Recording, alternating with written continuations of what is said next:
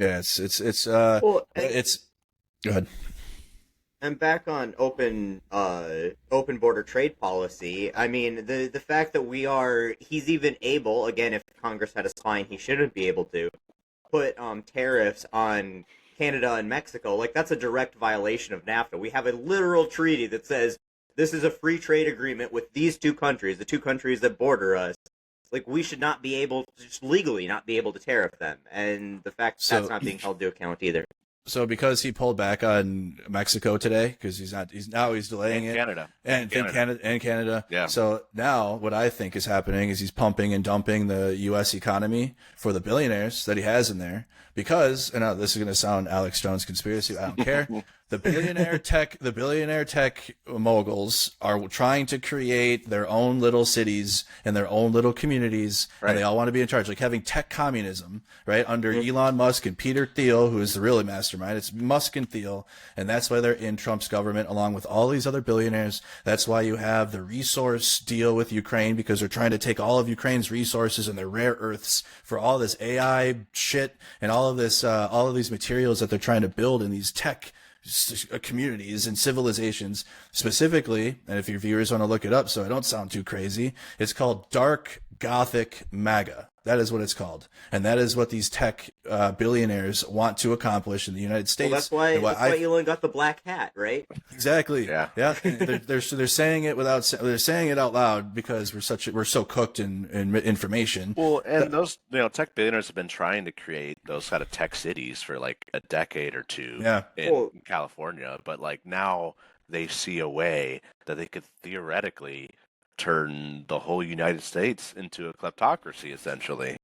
Yeah, I mean, you had the president do a crypto pump and dump on inauguration day, right? Yeah. And the first lady, and they're doing it with the economy now too. They're trying to tank it so then the billionaires can buy the dip on the economy by threatening tariffs. Because every time he opens his mouth about tariffs, the economy goes down because it's bad. And then he's like, "Oh, just kidding, sorry." And then that's, the billionaires buy the dip there, and then they're taking more of that, more of the country's money is getting into the billionaires' pockets, and then they're really gonna like, okay, well, guess what, guys, we're doing crypto now for everything, and you have to come live in our tech haven that we have, and everyone gets a cell phone, and we all track you, and we know what you're doing, and you have a social credit score. Good job. So, I think I that just, I'm the worried other about it. countries need to call our bluff at this point and every time. Like, they just need to put the tariffs on us and hold them there. At whatever he claims he's going to tariff us at, let's just do it. Like, we want, and it sucks because obviously we're going to hurt from this, but like, this is kind of the pain point that needs to be put on us. Like, I'm right now rooting for VA benefits to get tanked, Social Security to get tanked.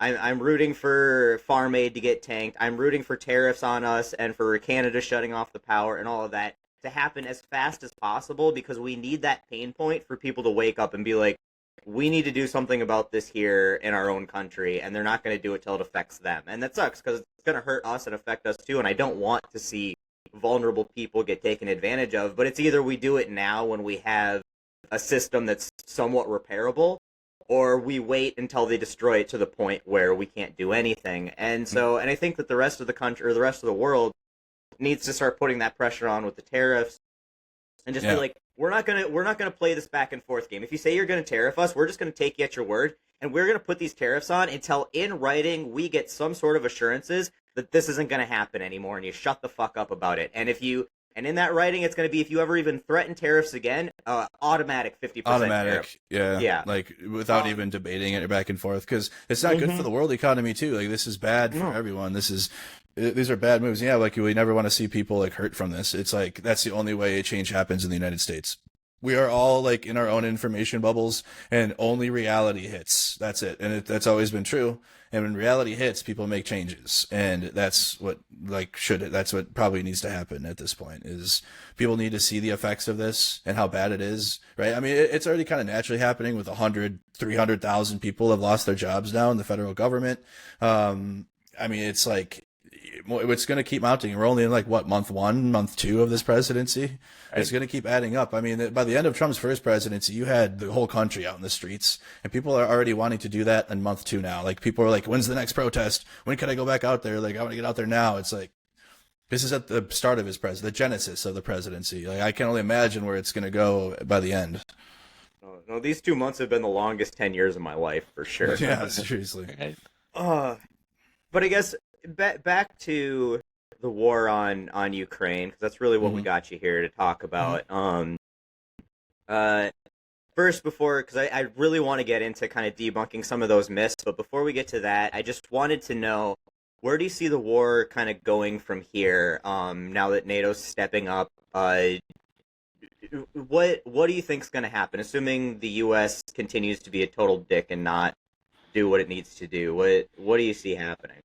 It'll likely just continue to be attritional, and if the European Union and Europe are just kind of like, we're going to keep helping Ukraine without victory. If it's not victory, then it's going to be an attrition, and it's going to just be trying to battle it out like the old war was from 2014 to 2022, because the Russians took Crimea and Donbass in 2014, and they've been fighting artillery war, and it was just attrition for 8 years.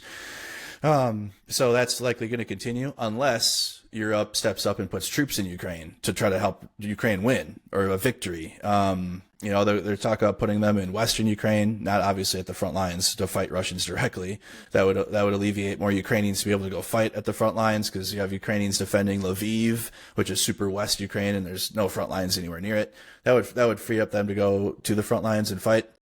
But and also too, Europe can't do economic deals. Like the thing with Russia, right after Budapest memorandum, which is like, hey, Ukraine, stop defending yourself for peace. So they've already done this, right? Europe and the West and the United States have already forced Ukraine into three technically, if you count the Budapest memorandum in '94, but then also the Minsk agreements.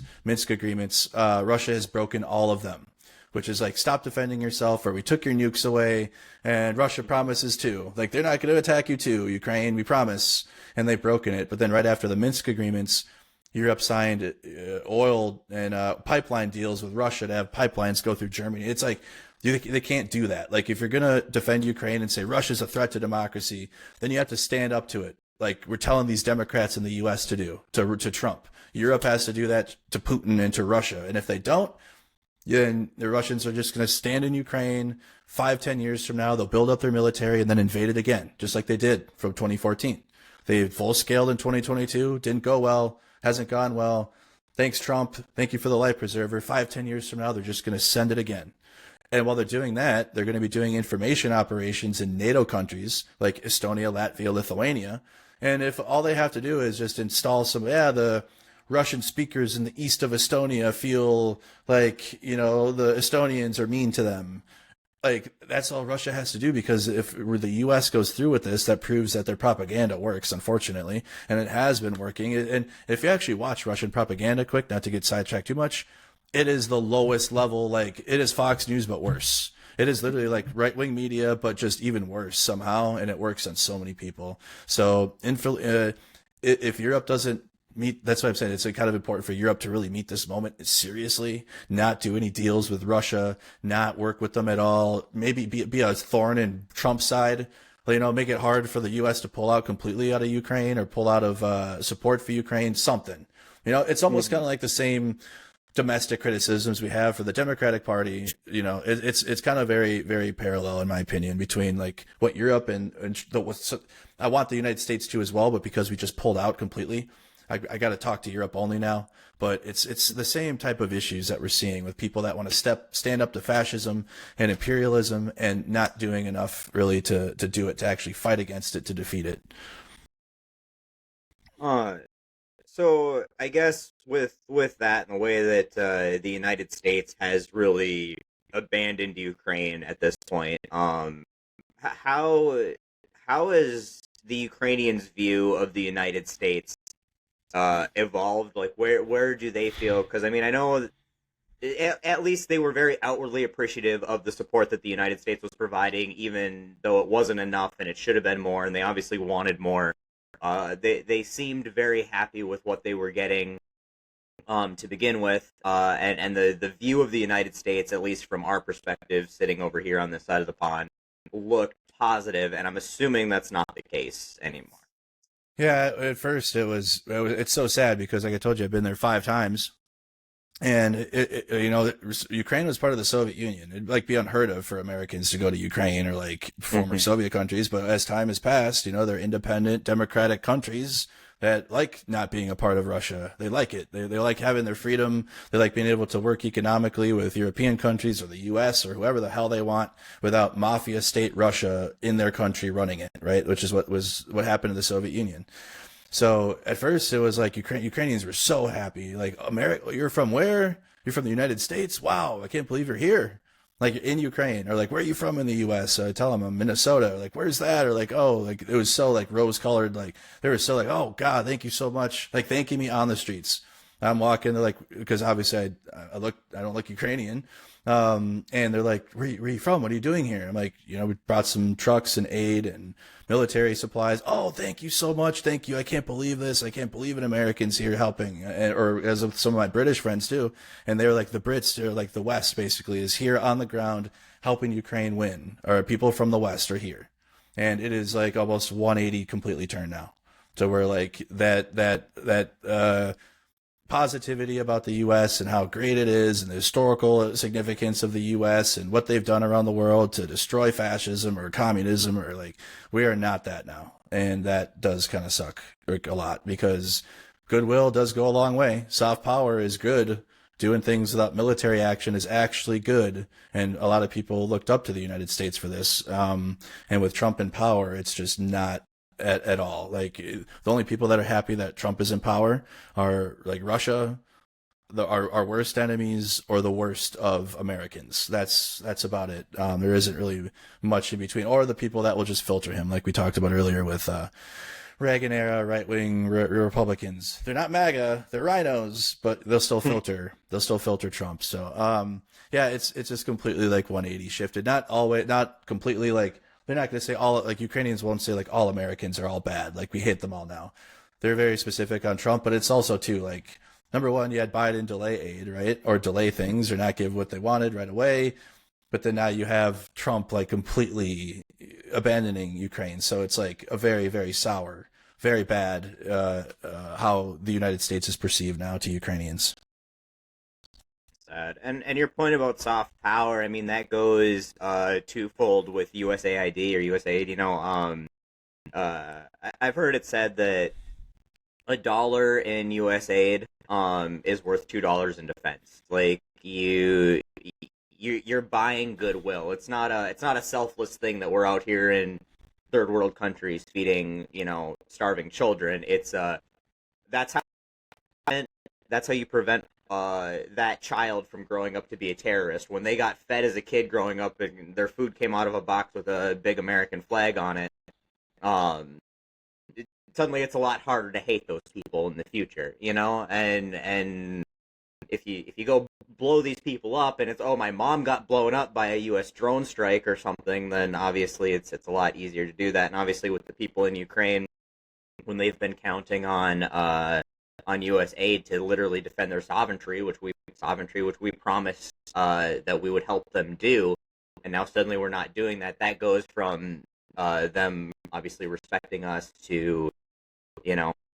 probably having a lot more ill will and bad feelings towards us, and that's it is really sad. It's depressing. It's kind of shameful because it's obviously our country, and we hate that we're on that side of things.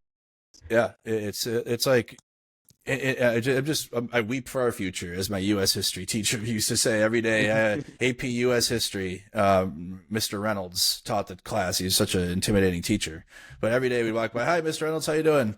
I weep for our future. Like every day, I was like, "God dang, dude!" But yeah, it's unless we meet the moment, which is what needs to happen. We have to meet the moment. We can't be like kick it down the road and be like, "Oh well."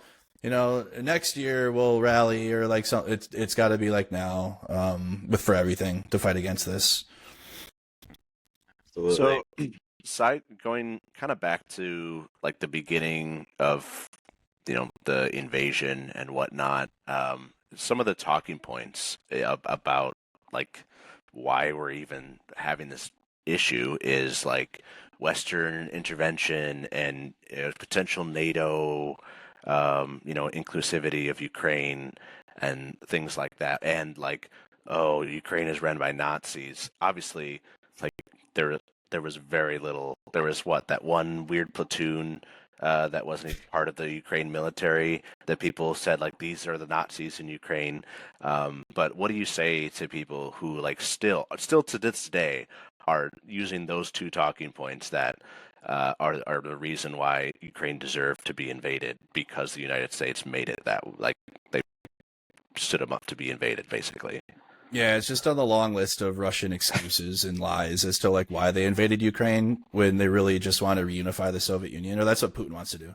Putin wants Ukraine back as a power, like they want to control Ukraine along with the other countries, but they're already in NATO, which is why it's going to be a little spicier. But hey, that's not going to stop him, right? I mean, it's the Russian speakers in the East, or the Nazis, or like the et cetera, et cetera, et cetera. Like it's all just lies, but also some of the biggest current paramilitary or not paramilitary, current private military companies are Rusich and other Russian neo-Nazi units that are going into Ukraine actually.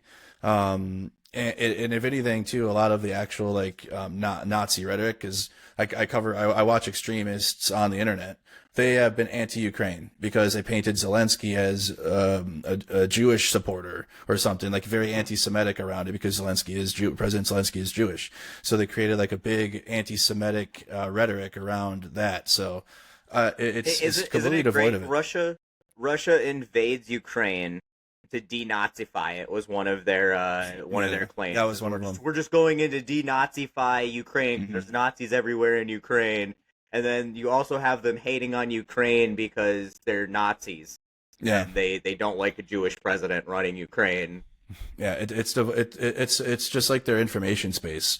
The more reasons you create and you make up, the harder it is to find the truth, right? So if you hit everybody with 18 different reasons as to why you're invading Ukraine, but not the actual truth, which is reunification of the Soviet Union, you're gonna have people arguing and debating and analysis on every single point, and people will believe some and not believe others, but really they're trying to reunify the Soviet Union. That's what they want. Yeah, reunify and just imperialize resources and just gain more resources for Russia. Yeah, and destroy it and land.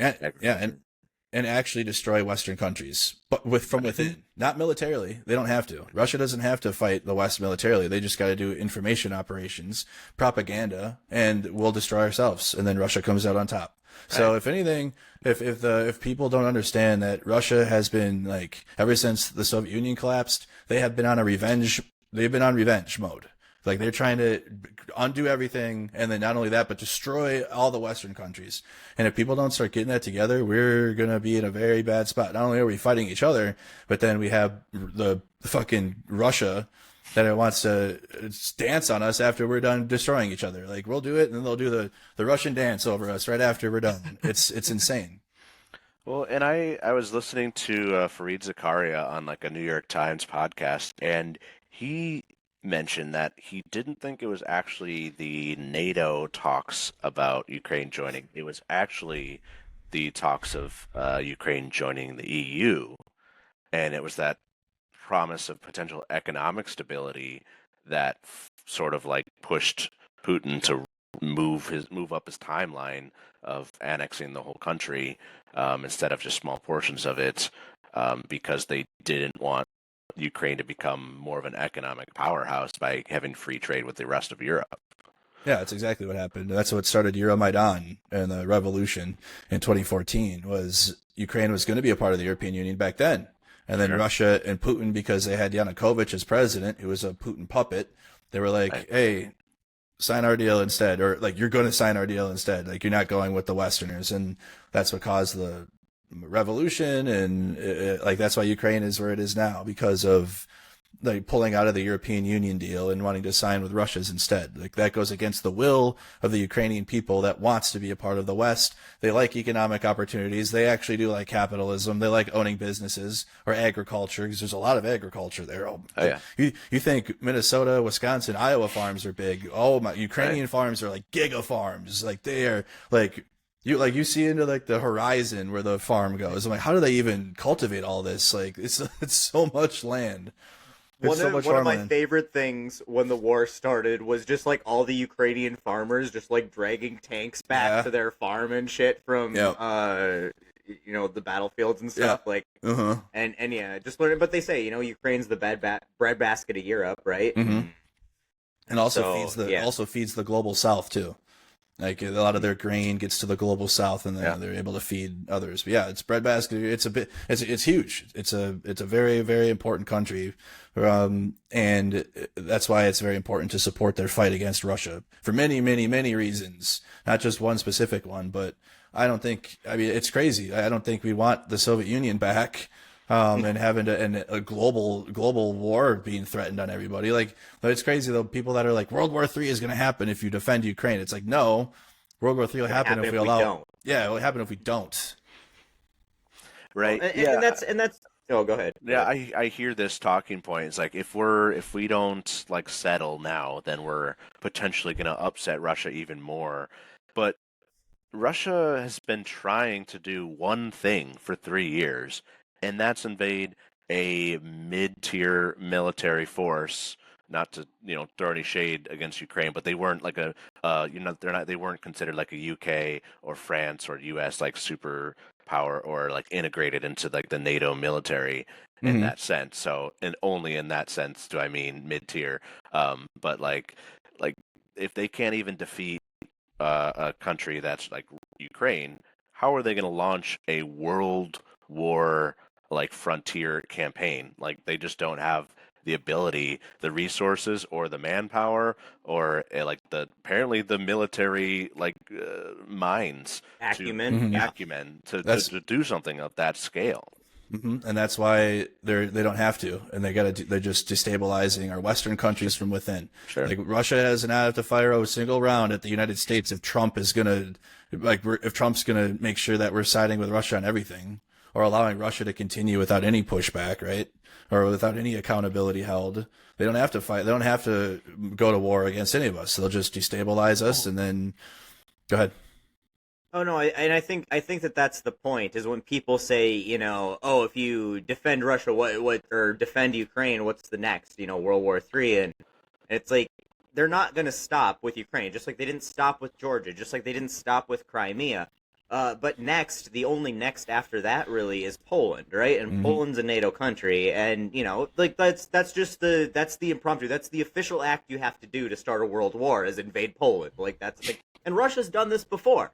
Like, Russia invaded Poland right alongside the Nazis. People like to remember that Russia was our ally, quote unquote, during the war, and they're friend of they're the enemy of our enemy because the Nazis turned their back on them, but they would have happily rode out World War II right alongside the Nazis had the Nazis not gotten all fucked up there. They started it with the Nazis. They started World War II. Russia is just as responsible for World War II as the Nazis are, because there's no way Germany would have ever invaded Poland if they thought that they would have had to face Russian resistance at that point. Zero chance. World War II does not happen without Russian complicity, or Russia being complicit and Russia helping invade Poland. Okay, I will always defend Russia in this one scenario, though. Western forces were just as complicit in allowing Hitler to invade Poland as Russia was. It just so happened that Poland was on the border of Russia, and therefore they either said, we will allow you to do this under said terms, so you don't invade us next, which obviously Hitler then betrayed Russia in that pact. No. If they would have invaded Luxembourg or some other country that was adjacent to France, I don't know, does France say, actually, I'm going to go to war over this? Right. Well, and that was part of the problem is they didn't stand up to the Treaty of Versailles, which they never should have put their boot on Germany's neck the way that they did after the First World War, and that directly led to the Second World War. And we can get into all of that. And absolutely, Europe. If you're going to put your boot on somebody's neck, you better keep it there and stand on it fucking hard, because if they get up, it's going to get ugly. And that's what happened. Is they allowed Germany to continue to violate the Treaty of Versailles and build up a military and eventually invade Poland. And then they're like, well, maybe if we just leave it at Poland, we don't really want to go back to war, because they were still battle weary from World War I. But The West did not, like, Russia literally invaded Poland with Russia. It wasn't that they just allowed them to do it. They participated in it. They said, we are going to do this with you, with Nazi Germany, and we are going to split up Europe like this. They had all their maps drawn out on who gets what after it's over. So the West was negligent, and Russia was complicit. And I think that that's an important distinction. I agree. Plus, Russia committed atrocity, the Katyn massacre, mass graves with the Nazis, and then had the Nazis come investigate them after. It was so they had the SS go out there with the fucking Red Cross and go and look at the mass graves. I'm like, what is that? So yeah, Russia is just as responsible for World War II as Nazi Germany, but Hitler wanted to be the ultimate supreme leader. He couldn't do that with Stalin also being an ultimate supreme leader. So obviously. But the point is that Poland today would be next, just as it was in 1939, and that would be the same thing. Is would NATO come to the defense of Poland at that point? And if they do, then it's World War III, right? And if they don't, then it's also World War III because Russia will do the exact same thing that Germany did following that. If they're successful in Ukraine and they can be successful in Poland, now Poland's a very prickly porcupine. And they would probably put up as heavy of a fight by themselves without the actual NATO support as Ukraine is, if not more. But that is where World War III eventually happens. If we don't stop Russia in Ukraine and push them out without compromise, that's where this eventually ends up. And there's two ways around that. Poland is NATO, so I mean, obviously, like that, there's no like even like thinking about it. Like it'll automatically mean the U.S. goes to war with them. I don't think they go for Poland next. Like they go for some of the smaller Baltic countries first for sure, and probably Moldova too. Yeah, and some of those other southern European countries. Like they're gonna keep just inching, just getting as much as they can possibly get before it gets to that point, I think. I'm just wondering what everyone's going to say that are criticizing Ukraine for defending themselves when Russia does the next invasion. Well, they're going to rebuild and reinvade Ukraine again at some point. What are they going to say when they move into Moldova or in other places? I can't think of the one specific place. Kaliningrad. Right, if they put more troops in Kaliningrad and the Suwalki Gap, which is just north of Poland, and getting troops in there, like what's going to happen there? But also, again, Russia is really, unfortunately, effective with their propaganda, and I've watched it for 3 straight years now. It is the worst, but it is so effective on people, and that's what I'm more worried about. I'm worried about Russia's propaganda and media influence on extremists, mostly MAGA, mostly Trump supporters. And that's really where the war is. It's like the war on truth, basically, right now. It's terrible. Well, and I do want to just again, Taylor, when you say they're a part of NATO, so obviously we go to war if Russia invades, but Poland was part of like the Treaty of Versailles. Like when that invasion happened, the rest of Europe, not necessarily the U.S. at that point, but the rest of Europe was supposed to go to war at that point, and they just didn't because again they didn't want to escalate into another world war. And now you throw nukes into the mix, and you have we have allowed Russia to take every step they've taken so far to avoid provocation into a nuclear conflict. And I don't know. I mean, I don't know if NATO would step up at this point. I don't think the U.S. would step up if that was the case. Judging from recent, we'd be treaty obligated to. Definitely not. But we're a sure thing. Yeah, right? We're treaty obligated to defend Ukraine right now. I mean, the Budapest Memorandum. Again, another myth that gets thrown around a lot is that Russia's only doing this because NATO expanded eastward and we promised not to, and that's not something that ever happened. Like NATO and the United States never made that promise. It is not in any treaty anywhere, and there was the final settlement agreement which reunified Germany. That's not in that treaty anywhere. And then the Budapest Memorandum, which is where Ukraine gave their nukes back to Russia for decommissioning in exchange for security and sovereignty guarantees from Russia, France, the UK, and the US, right? Like, not to mention also Finland and Sweden just joined NATO last year. So we've already had 2 more NATO countries join or two more countries join NATO. Nothing. Russia doesn't want to mess with Finland again in the forests because they'll find out again. And Sweden, both of these countries have been fine without their Vikings. Like they've been fine without NATO, but they've trained with us. They went to war with us, alongside of us in the Middle East. So, and they're very, very, very, very, very ultimately capable, like beyond capable. So, we just got two ringers into NATO between Sweden and Finland, especially in the cold north. Exactly. And Russia did what? Nothing. What did Russia do for that? Nothing. So that tells you that their NATO expansion is just bullshit narratives, just like everything else. Russia wants to make the Soviet Union again. That is it. They want to, all their former Soviet countries, they want to become a world power again because while Russia is the second country in the world, no one's really looking at them. Well, they are now because of their imperial actions, but still, like, overall, Russia is not like this big, great thing anymore. Like, that they sell themselves in history as being. They're just not that. True. Yeah. True. What do you say? Kind of wrapping it up, I guess, is like this Zelensky dictator stuff on the right wing sort of narrative side of things. Like, obviously, there's no way in hell that he's a dictator whatsoever. Namely, that his Congress, Parliament, is supportive of his presidency currently. But our Congress is basically supportive of our president currently too. So there is just to play devil's advocate on that one. Only half. Okay, we have half that's enthusiastically supportive, and then we've got the other half that's like, it's fine. Like, well, we did have just an election versus they haven't in Ukraine, understandably so. So it's a little different. Right. Yeah, they'll have the elections after Russia stops the war. I mean, It's because if you don't want martial law and if you want Ukraine to have elections, then Russia's got to stop the invasion.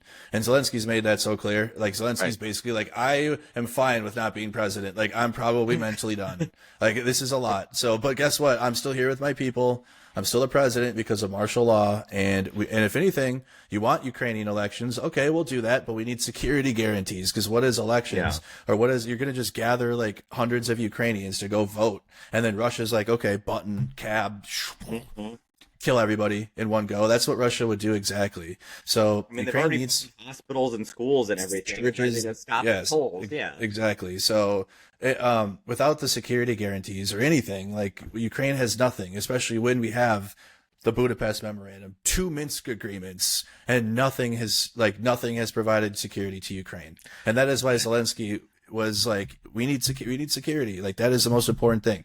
The U.S. wants to do a mineral deal, but without nothing to actually protect Ukraine. If anything, pull resources away from protecting Ukraine. It's terrible. Right.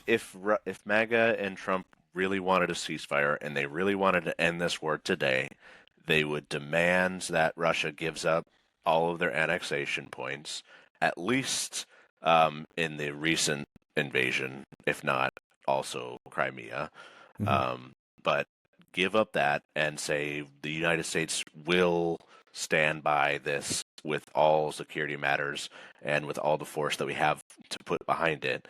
And if you are not willing to take that, then we will start doing something that you will not like.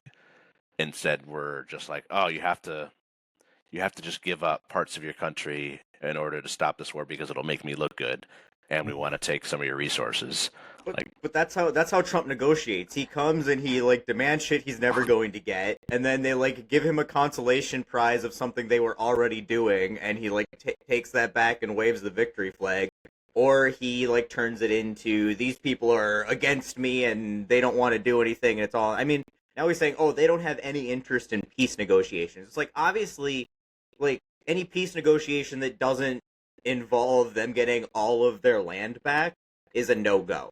There's just no, why would they even fucking entertain that at this point? And again, it's it was one of those things where you need to give America something for nothing. We offered nothing in return. And then you need to give up half your land to Russia and all the good land. And, oh, you don't want to do that? Well, you're a warmonger who has no interest in peace. It's posturing, again, for the propaganda. It's saying, we offered it. It's the same shit that Israel's done with Gaza for all of these years. It's oh, Israel's tried to offer peace all these years, and it's like they fucking sabotaged it they offered completely unrealistic shit like every time. Exactly.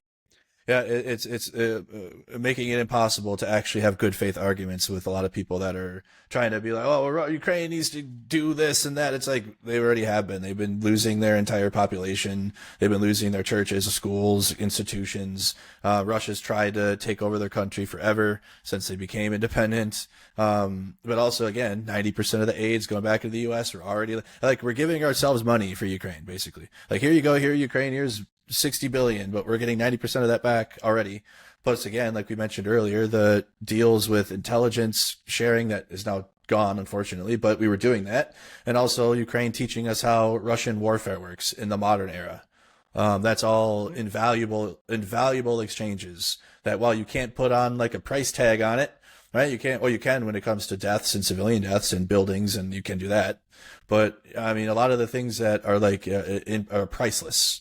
Because you can't buy knowledge about Russian drone warfare unless you attend a seminar or like watch a slideshow, and no one's doing that.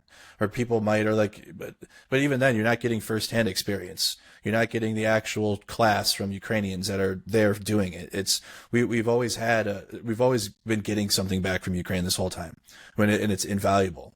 And then to plant a monetary thing like resources, or we're gonna take 500 billion of your, like, that's, now we're just pillaging Ukraine like Russia is, only like without military support. It's absolutely true. I do want to know too, because that whole Zelensky dictator thing is going around, and you've been there. You know Ukrainians personally. What is the feelings of the Ukrainian people towards Zelensky, towards his actions and handling the war effort, towards the war as a whole? Like, do you ever get that feeling from them? Obviously, the only people who matter about their government and their leadership and how that's being handled is the people who are being governed under that, right? So what's that vibe? Well, I mean, Ukraine's a free country. As someone like me from Minnesota who's never been there, can go there and start up a morning show that I did and like interview people and like stream it out in Kyiv, on like the busiest city in Kyiv. Not a single Ukrainian government official came and was like, hey, you got to make sure that, yeah, you say this and say that. You can't say this. Like, not a single time. I was walking around on YouTube around Kyiv, right, in the capital, just live on YouTube, just like, oh, here, I'm going to go to this coffee shop now. Like, it is and there's protests happening all the time to free Azov, to free other things. There's just tons of like openly democratic examples, like in your face, that you just see. But if anything, the Ukrainian people have rallied more around Zelensky, especially with the attacks that Donald Trump's hurling at him. The Oval Office meeting was so viral. For example, just to give a closer to home one, that's why people are rallying around Trudeau, right? And he was doing terrible. The Liberal Party in Canada was not good. But guess what? Now they're rallying back to the point, oh, maybe we should keep Trudeau. It's not going to happen. But like that's what happens when you have outward fascism like Donald Trump in the Republican Party. It starts you questioning, oh man, maybe Zelensky isn't, like, we need to keep him as president, or like we support him more than I thought, or like he's doing better than I thought he was, if anything. Because in Ukraine you have open dialogue. People will say, yeah, or like they're talking about the next leader of Ukraine or whatever. Like it's because it's an open dialogue, just like Americans do. We always talk about our leaders, and that's what you should be able to do. But it's never ever been like, we need to get a new president. This isn't good. Like that's never happened. While people are like critical of Zelensky, for example, Zelensky move was bad, right? Moving Zelensky to a non-military role to be a United Kingdom prime minister or envoy, whatever. Not good. That bad. Or not completely rooting out Soviet-minded military tactics on the front lines that some commanders have. So there's definitely like some legit good faith criticisms of Zelensky, but it's never to the point of like we need a new president, or like it's always been like he is our president, he is our leader. Until the Russians stop this war and we can have another election. But with this Oval Office meeting and all this rhetoric, it's actually brought more support to Zelensky, and more people are even rallying around him now.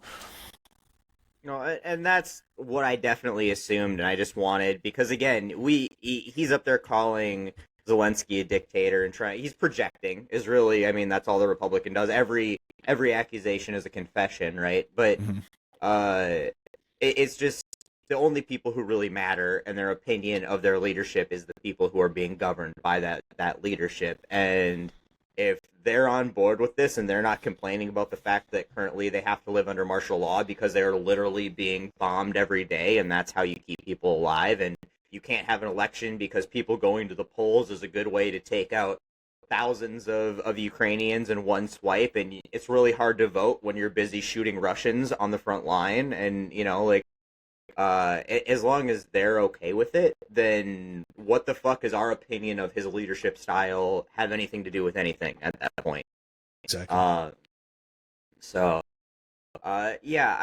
I really appreciate all the work that you've been doing to make sure that this stays kind of a front and center topic, and you have, somebody with a little bit of a following championing the people who, unfortunately, our country is treasonously abandoning. I don't think that this is getting called treason enough, and it absolutely is treason. Supporting an adversary of the United States, and throwing an ally under the bus in favor to embolden and support that adversary is really the definition of treason, and I think that needs to be laid out there more. Not that Republicans really need a reason for treason anymore. It seems to be their favorite pastime, but that's what this is, and I think it's important to make sure that people are aware that the majority of the United States does not agree with those actions, that we should be standing by our allies, we should be standing by the promises and agreements we made.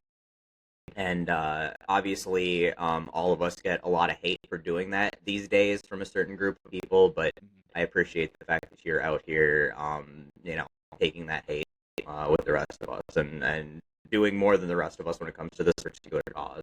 Yeah, we're all important, right? I mean, you have a platform. You're such a. By the way, guys, make sure you go follow Off Joe Wagon on TikTok. That's your biggest one, right? TikTok and Instagram. TikTok, YouTube. Right now, they pissed me off. They pulled my monetization a couple days ago.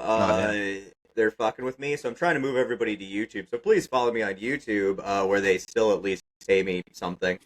Yeah, TikTok. That's why I haven't gotten in on TikTok, because I'm worried about how they'll cut you off completely if you say the wrong thing. Oh.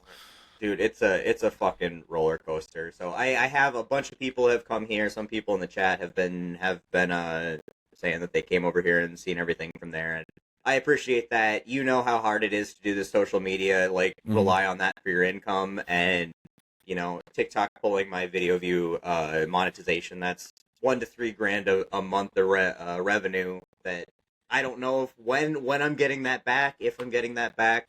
And with everything going up because we're not tariffing, and all the other shit going on in the world, that's every dime counts these days. So I appreciate everybody who's here and watching videos and supporting us. I appreciate everybody who supports Mercado here and the work that he's been doing, because it's a big deal. And I want to give you just your ability to do your little shameless self-promotion, your shameless plug. Let everybody know where they can go to support Ukraine, since America as a official country isn't doing it like we should be. We can still do it as individual citizens, and there's ways to do that. And please just take that away. Yeah, thank you everybody for listening to our amazing conversation. This is our second time I've been on the Let Them Eat Toast podcast, and I appreciate being a part of it. Yeah, I'm just trying to keep people informed. That's really all I care about. Make sure that you understand what misinformation is and how to fight against it. Make sure you use multiple sources. Fact check your sources that you like, even if you like them really much, a lot. But yeah, I cover the war every Saturday. I really do like a deep dive on the war with a map update and maybe some combat videos that are happening, and react to them and tell you what's happening in them for Ukraine. But every day I'm live, every day covering current events. Tonight I'm actually going to be in a debate about Ukraine on WIC TV's platform. So it's me, Dylan Burns, and Ukrainian Anna against 3 losers. So anybody we know. And I want to clarify here too that this is for the people who are live. Unfortunately, the people who are going to see the episode that will have passed, but will that episode be live where they can go watch that debate? Yep, just like this talk we're having now, the debate will be posted afterwards. So if anything, if you come watch the stream, you get to watch our conversation, and then I'm going to hang out on my stream, and then later will be the debate. So make sure you go and subscribe to Off the Wagons YouTube channel. I posted it in the chat. Thank you guys so much for having me, and I can't wait to have further discussions. Yeah, well, absolutely. hopefully we have a happy discussion where things are not looking so dim, I guess. Right. Yeah, we'll see after. Hopefully something comes out of these talks with Saudi Arabia next week. Who knows? But you never know. You never know. Right. All right, boys. Well, thank you guys. Yep. Been a And pleasure. if you could just hang around for just a second after we're done here. No problem. Yeah. All right. All right. Well, thank you everybody for watching, and obviously go support Andrew Mercado. Go follow him, Mercado Media, on all the platforms. And if you want to support us, subscription, just listening helps us out.